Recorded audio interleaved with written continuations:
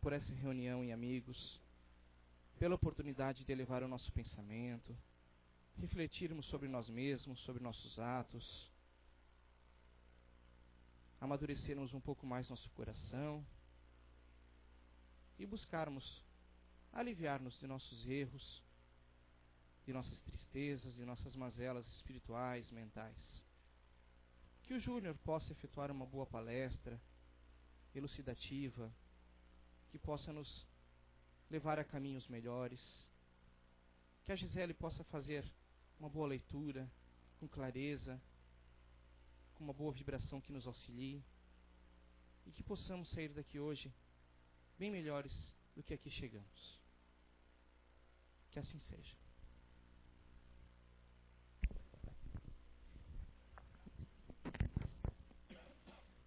A lei de amor.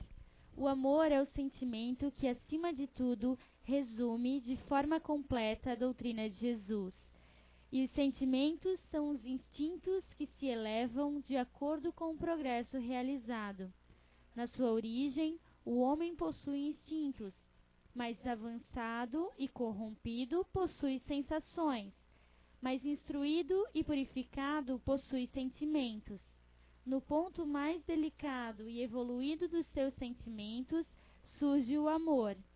Não o amor no sentido vulgar da palavra, mas sim o sol interior que condensa e reúne em seu foco ardente todos os anseios e todas as sublimes revelações. A lei de amor substitui o individualismo pela integração das criaturas e acaba com as misérias sociais.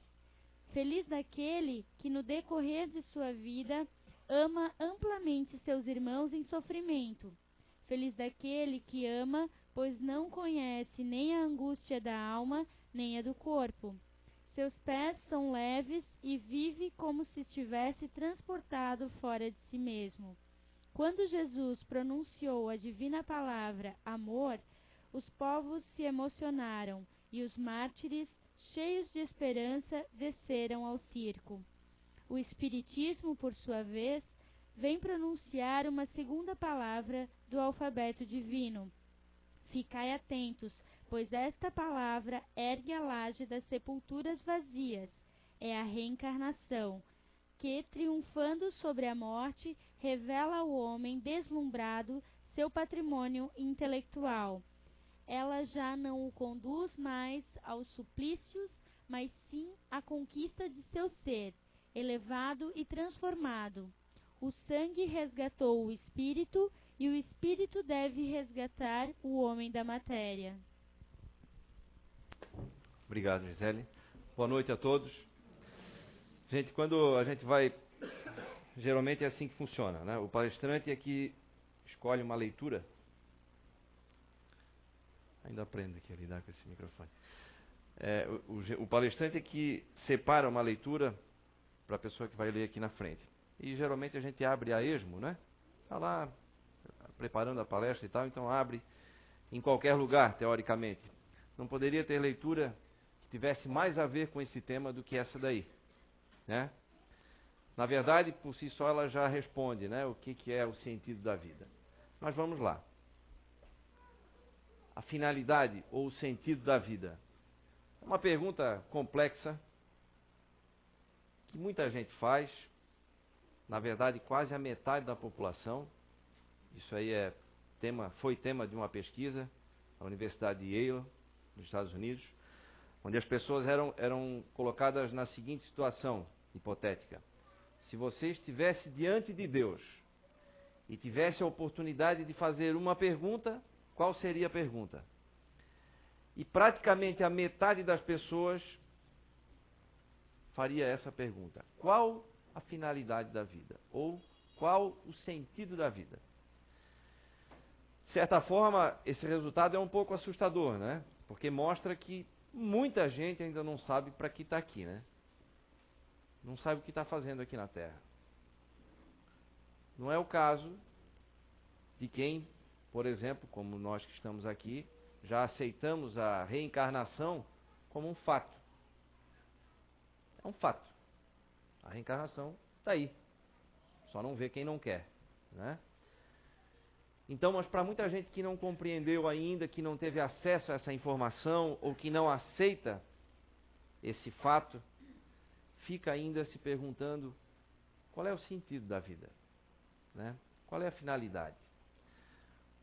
O Espiritismo, depois e antes, o próprio Jesus Cristo, nos fala da finalidade da vida como sendo um meio de aprimoramento, né? É uma oportunidade, na verdade, essa passagem aqui, e nós já tivemos várias e vamos ter tantas outras, conforme a nossa necessidade, mas é uma oportunidade, uma grande oportunidade de desenvolvimento. Ah, ok. Isso eu já ouvi várias vezes. Mas para que eu preciso me desenvolver? Existe a lei do progresso. Essa lei é irreversível, imutável. Não é possível que se estanque o progresso. Tudo nasceu para progredir. Não é possível, por exemplo, assim como não é possível transformar uma árvore numa semente novamente. Não dá para regredir. Isso é uma lei natural. Nós também nascemos para progredir. Isso não dá para... Nós podemos até estacionar em determinados pontos, demorar mais um pouco, por causa das nossas atitudes, por causa da nossa visão turva, muitas vezes, né? Mas não dá para parar. Não dá para eu voltar a ser criança, por exemplo, um neném, voltar para a barriga da minha mãe. Não dá. Isso é natural. Simples assim. Quando se fala que o progresso não pode ser interrompido, é porque não pode. Isso é uma lei natural, isso é uma lei divina, a lei do progresso. Isso é uma daquelas tantas leis naturais que a gente fala, como a lei da gravidade, por exemplo, que não podem ser revogadas. Então, para que eu vou lutar contra e por que eu não vou... Eu vou perder tempo com minúcias? Se isso é um fato, como é que eu vou usar isso a meu favor? Ok, então tá bom, essa experiência precisa ser a mais positiva possível, porque conforme essa experiência for boa, eu vou progredir mais, certo? Seria a lógica, né? Então eu poderia, inclusive, mudar um pouco isso aqui. Eu posso transformar, então, isso aqui numa pergunta, né? Qual a finalidade da vida? E posso transformar aqui essa frase aqui de baixo numa resposta. Viver com otimismo. Certo? Se eu sei que, a partir do momento que eu nasço, o crescer, estudar e relacionar com as pessoas, fazer amizades, começa na escola, isso tudo é um meio e não um fim. Casar ou aprender uma profissão, trabalhar, montar algum negócio, querer crescer materialmente, financeiramente, querer crescer no que diz respeito aos relacionamentos com as pessoas, ser uma pessoa bem relacionada, enfim, se tudo isso é um meio de aprendizado, é um meio de aprimoramento e não um fim, e é aí que está o sentido, né? Eu preciso passar por essas experiências da maneira mais produtiva e mais leve também possível. Mas quando eu falo que eu preciso passar por isso tudo de uma maneira leve, não quer dizer que as coisas vão ser fáceis. Porque a nossa vida não é um mar de rosas.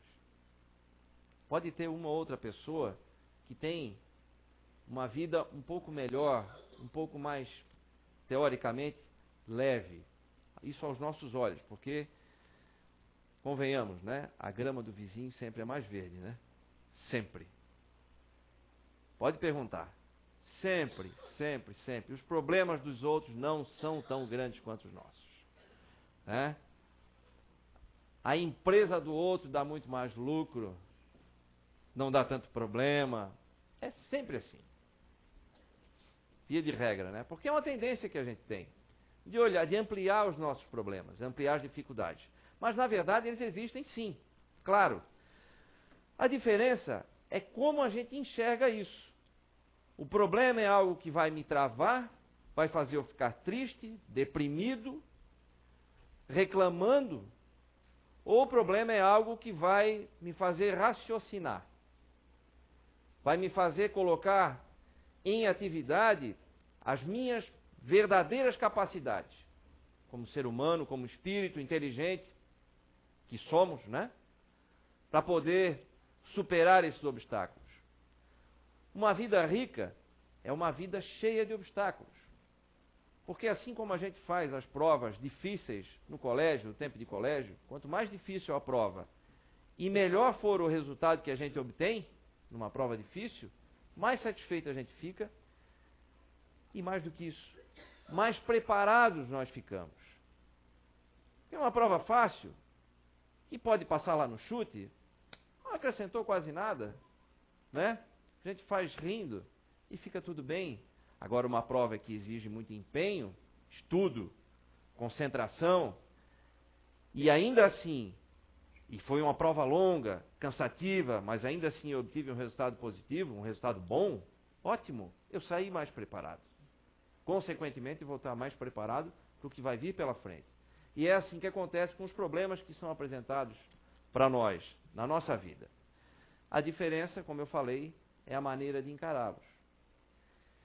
Tem um estudioso japonês que diz que a gente precisa aprender a divertir-se com os problemas. E eu concordo com ele. Aí é que está o grande detalhe. Isso é o ser otimista. É se divertir com as coisas que acontecem na nossa vida, de aparentemente negativo.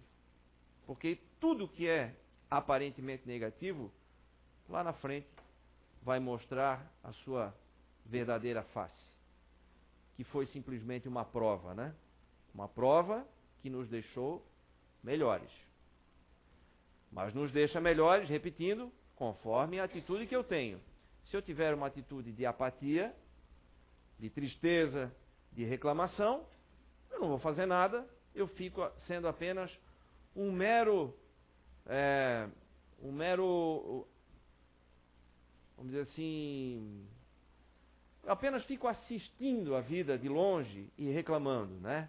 Eu não tenho uma atitude prática de partir para cima, de querer resolver, de querer superar aquilo rapidamente.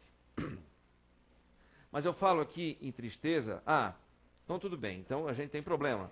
Mas então é para superar os problemas, para encarar os problemas e nada de tristeza. A tristeza faz parte da nossa vida também. Ela também é um problema. E não há mal nenhum em estar triste. Às vezes as pessoas ficam tristes e aí alguém já corre logo em seguida e já cuida de receitar, de indicar um médico muito bom. Vai lá porque ele curou a fulana de uma depressão que tu não faz ideia. Tens que ir, pega lá a pessoa pelo braço e é capaz de levar lá. Chega lá o médico diz, olha, está com depressão. Então vamos fazer o seguinte, esse remédio aqui é para dormir, aí esse outro aqui é para acordar, e esse outro aqui durante o dia, se tu tiver um pouco lento, tu toma esse aqui, que aí vai te dar um ânimo. Se tu estiver muito acelerado, toma esse outro aqui. Então já sai no mínimo com 4 remédios ali. Parece brincadeira, mas é verdade. Alguém aqui que conhece, e eu sei que várias pessoas aqui conhecem alguém que já foi consultar com o médico e teve receitas lá de remédio de tarja preta, sabe o que eu estou falando. É um para dormir mesmo, um para acordar, um para ficar alerta durante o dia, outro para baixar a frequência, e aí fica aquele robozinho e tal. Por quê?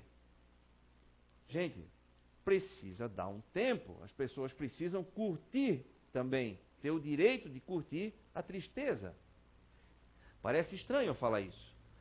Só que isso é um processo de análise, de autoanálise que se faz durante esse período de tristeza. A gente analisa um monte de coisa na nossa vida, sob um outro ângulo. Tá certo que é um ângulo que aparentemente não faz sentido, mas precisa ser analisado por todos os ângulos, na verdade. Então é esse período de tristeza que a gente tem para fazer essa análise. E aí vai chegar no momento que a gente vai ficar, como se diz no popular, de saco cheio daquela melancolia toda. E aí não aguenta mais. E aí eu quero ir para a rua, eu quero fazer alguma coisa, eu não aguento mais isso, eu quero rir, eu quero dançar, eu quero ir para uma festa, eu quero fazer qualquer coisa, mas eu quero resolver isso, não quero mais sentir isso. E aí que está o detalhe. Claro que se for um período muito longo, aí alguma coisa está errada, né, gente? Mas precisa esperar um pouco. Deixa as pessoas sentirem isso. Não há problema, isso faz parte da vida. Assim como os problemas, isso é um deles. E aí onde eu digo que o divertir-se com os problemas é poder saborear. Isso não é masoquismo não, gente.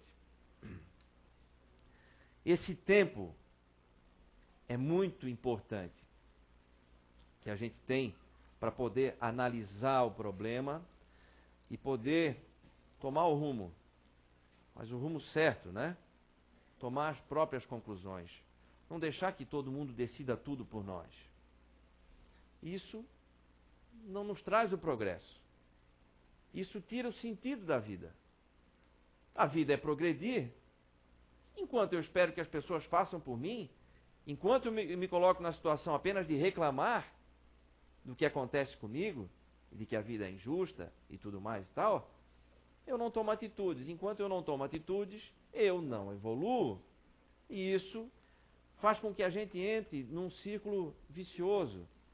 Quanto menos atitude, mais incapaz eu me sinto. Quanto mais incapaz eu me sinto, menos vontade eu tenho de tomar atitude. E assim vai. E é capaz de eu passar uma existência inteira dessa aqui e vi a vida passar pela janela. Apenas fui um coadjuvante. E um coadjuvante chato ainda, diga-se de passagem, né? Porque aquele que não toma essas atitudes, gente, passa a ser um chato. O chato é aquele que não faz nada, é morno. Ele não erra porque não tentou nada. Mas também não acerta, porque não tentou nada. Ele não é alegre porque ele tem medo da vida. Mas aí também não é tão triste ao ponto de alguém chegar lá e pegar pelo colarinho e sacudir, porque deixa assim. E aí fica naquela penumbra, né? Aquela vida morna. Esse é o chato. A gente não está aqui para ser chato. Porque a vida não é chata. Na verdade, ela é cheia de oportunidades e cheia de novidades o tempo todo. Boas e aparentemente ruins. Porque são só aparentemente mesmo. Mesmo as situações mais adversas, lá na frente nós vamos perceber que elas tiveram algo de extremamente positivo na nossa vida. Mas, repetindo, depende da minha maneira de encarar isso tudo. Então, vocês sabem que tem muita gente que acredita que existe diferença entre otimismo e realismo? Alguém aqui acredita que existe a diferença? Acho que sim, né? Se fala muito nisso. Eu não estou sendo pessimista, eu estou sendo realista. Né? Acontece que o ser otimista de verdade é ser realista, sim. E vou dizer uma das principais facetas dessa realidade. Vocês sabem que ao encarar a vida de um jeito positivo, ou seja, esperando que as coisas boas vão acontecer, ou esperando que coisas boas nos esperam ali pela frente, ou encarar a vida de um jeito positivo é saber ou ter a certeza de que tudo isso vai passar e eu vou sair fortalecido. Isso é ser realista.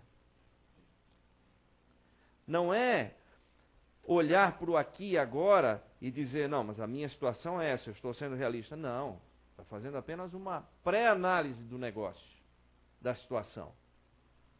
E o que vem pela frente?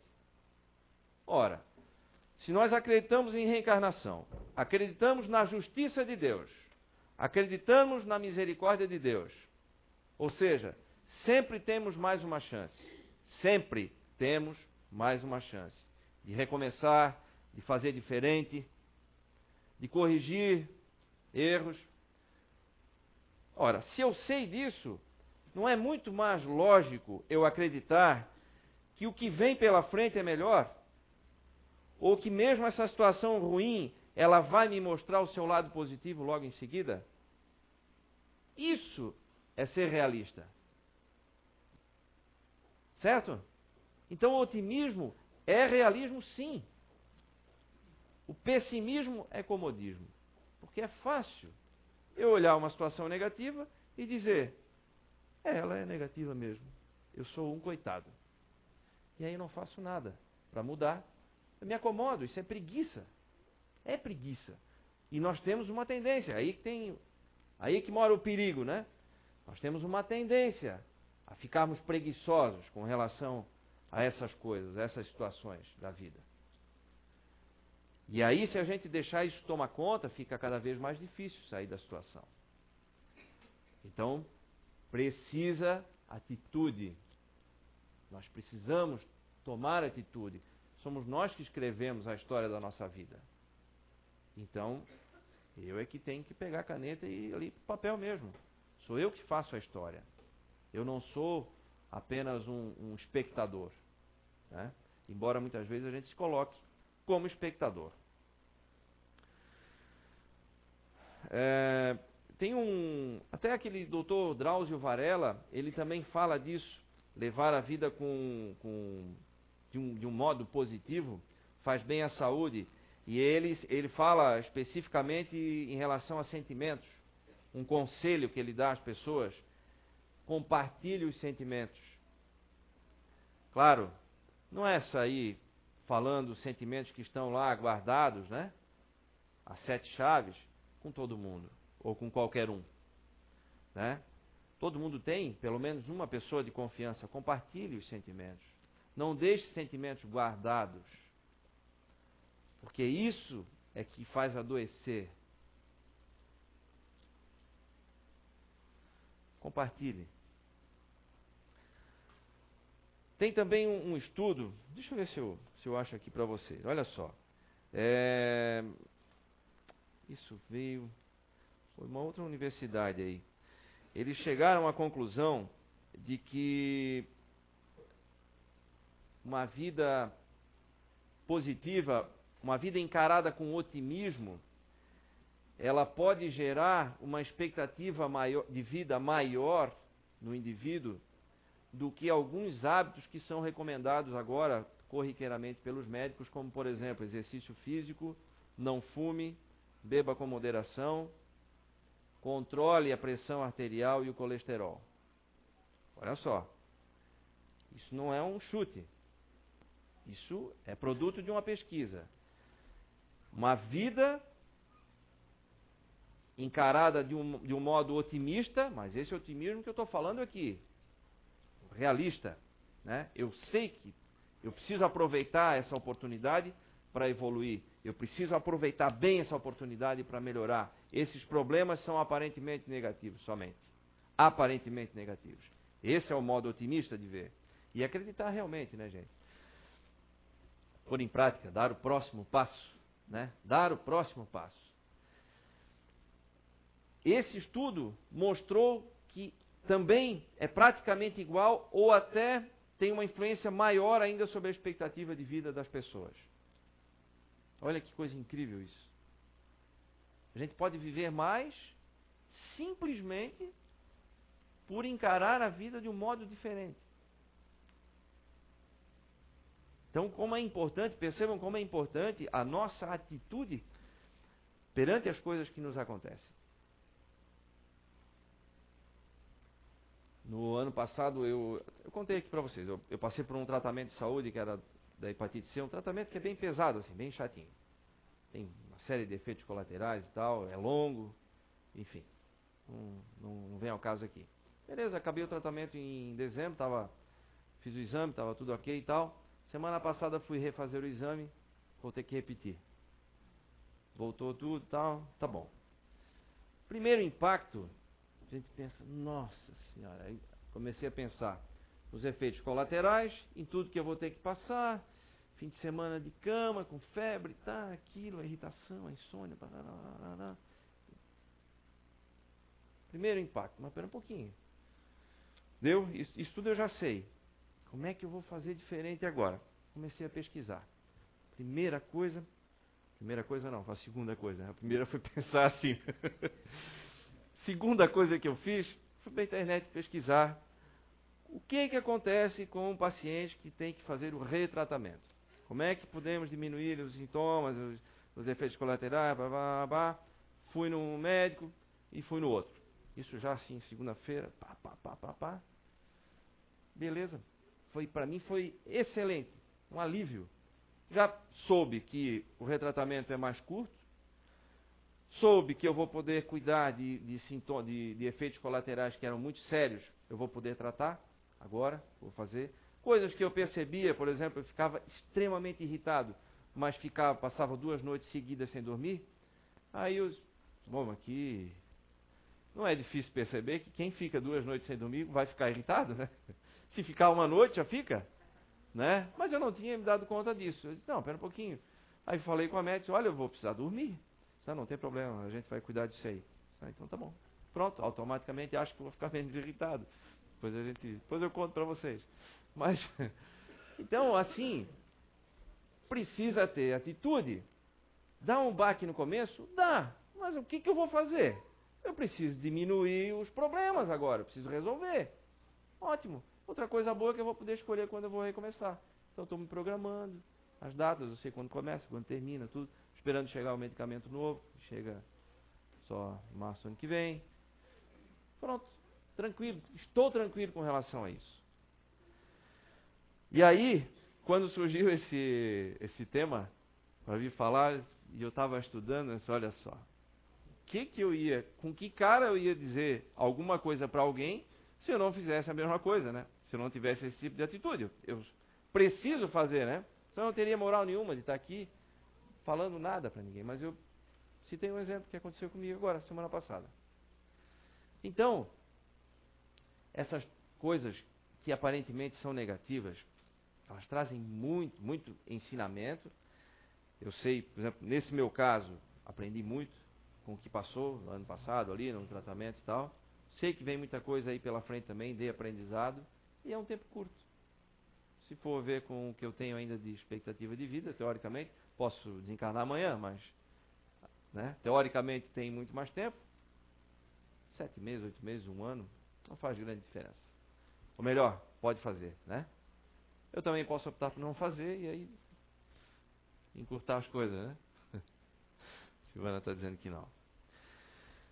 Gente, muito importante para que a gente possa levar a vida de um jeito mais positivo e encarar as coisas com otimismo, é a gente começar a se desarmar um pouco e não achar que é o rei da cocada, como a gente fala, né? Porque a nossa vida ela é pueril, né? De uma hora para outra a gente pode desencarnar. E aí o que a gente vai desencarnar como? Né? Quais são os relacionamentos que eu deixei? Com que sentimentos eu vou desencarnar? Né? Então, eu preciso estar preparado, porque eu posso sair amanhã já. Eu posso desencarnar amanhã, qualquer um de nós aqui pode desencarnar agora, saindo daqui. E como é que está? Faça um balanço disso. É importante que a gente esteja preparado. O grande entrave para a gente poder olhar a vida de uma maneira mais positiva, ou com esse otimismo vital, é o orgulho. Às vezes a gente se acha tão bom que considera a vida injusta. Acontecem coisas injustas comigo. Aí vale um pequeno lembrete. Nós estamos na Terra. Se eu reclamar que eu fui atingido injustamente, é como se fosse um presidiário que apanhou, aparentemente sem razão nenhuma, e vai lá reclamar para o diretor do presídio: me bateram lá, me deram uma surra, aí estou todo quebrado e eu não fiz nada.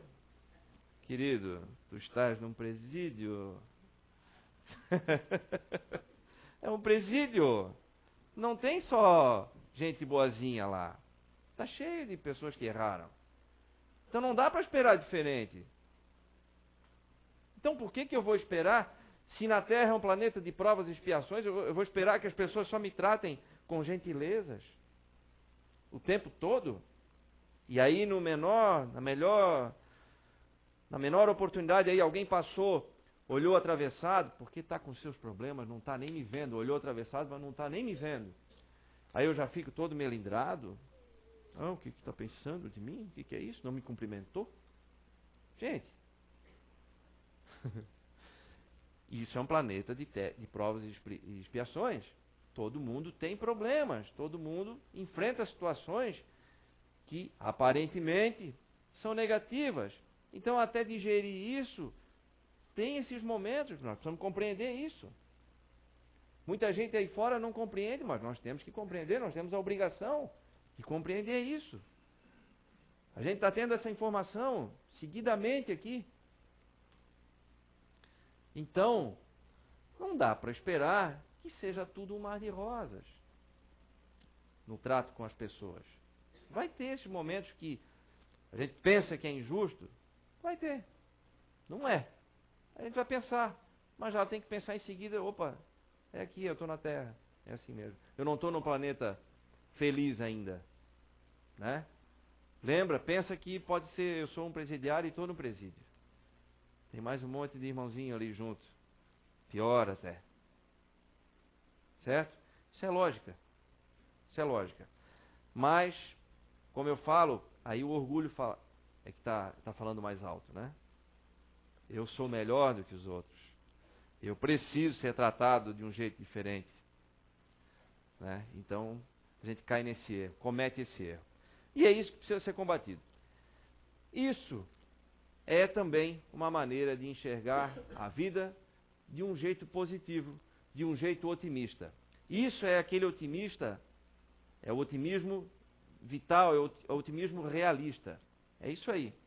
Vamos encarar os fatos. Não é acreditar no conto da carochinha, mas é tomar atitudes, né?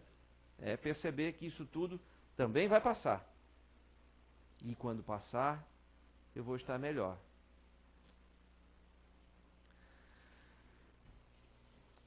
Tem um poema aqui que eu vou precisar ler. Eu gostaria muito de ler para vocês.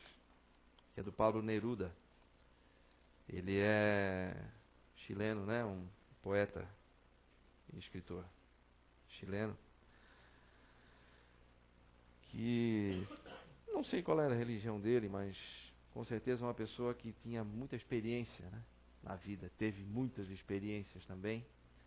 E quem lê Pablo Neruda vai saber muito melhor do que eu dizer que é um cara fantástico, né? E ele dizia o seguinte: o pensamento tem poder infinito. Ele mexe com o destino, acompanha a sua vontade. Ao esperar o melhor, você cria uma expectativa positiva que detona o processo de vitória. Ser otimista é ser perseverante. É ter uma fé inabalável e uma certeza sem limites de que tudo vai dar certo. Ao nascer o sentimento do entusiasmo, o universo aplaude tal iniciativa e conspira a seu favor, colocando-a a serviço da humanidade. Você é quem escreve a história da sua vida. Ao optar pelas atitudes construtivas, você cresce como ser humano e filho de Deus. Positivo atrai positivo, alegria chama alegria. Ao exalar esse estado otimista, nossa consciência desperta energias vitais que vão trabalhar na direção das suas metas. Seja incansavelmente otimista. Faz bem para o corpo, para a mente e para a alma. É humano e natural viver aflições, só não é inteligente conviver com elas muito tempo. Seja mais paciente consigo mesmo, saiba entender suas limitações. Sem esforço não existe vitória. Ao escolher com sabedoria viver sua vida com otimismo, seu coração sorri, seus olhos brilham e a humanidade agradece por você existir. Esse é o jeito otimista de viver. Isso é deixar de ser aquele chato espectador, mero espectador da vida, né? É perceber que a vida tem muito mais alegrias para nos dar do que tristezas, do que momentos tristes. Porque o que é triste é apenas aparentemente triste. É um estado transitório. São aquelas lições e obstáculos que aparecem, mas que vão embora se a gente superar, né? Mas as alegrias não, elas ficam. Estão ali nos esperando o tempo todo. Gente, vamos levar a vida de um jeito mais leve, né? Tem muito motivo para sorrir, tem muita coisa boa para a gente aprender. André, quer dispor o nosso videozinho ali para a gente encerrar? Então, muita paz para todo mundo. Muito obrigado.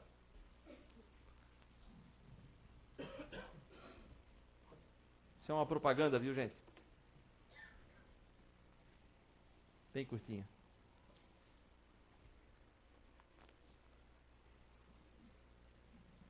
Vou apagar a luz ali, né?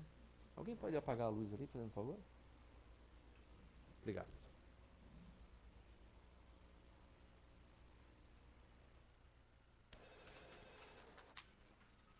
Um som, André, por favor.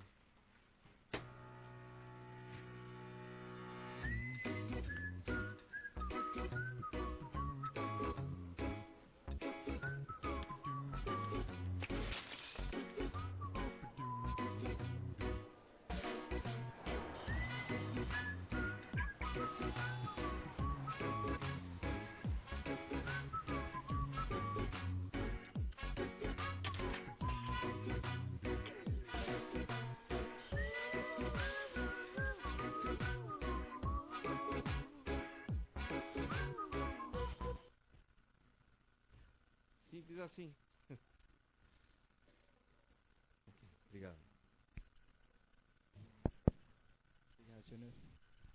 O Júnior sempre com uma palestra de qualidade, né? Inspira a gente. Acho que o que ele deu aqui hoje é a base da fé, né? Que é o conceito básico, né? Pensamento positivo, proativo, um realismo, né? Então, muito obrigado, Júnior. Um lembretezinho, o que tem de básico?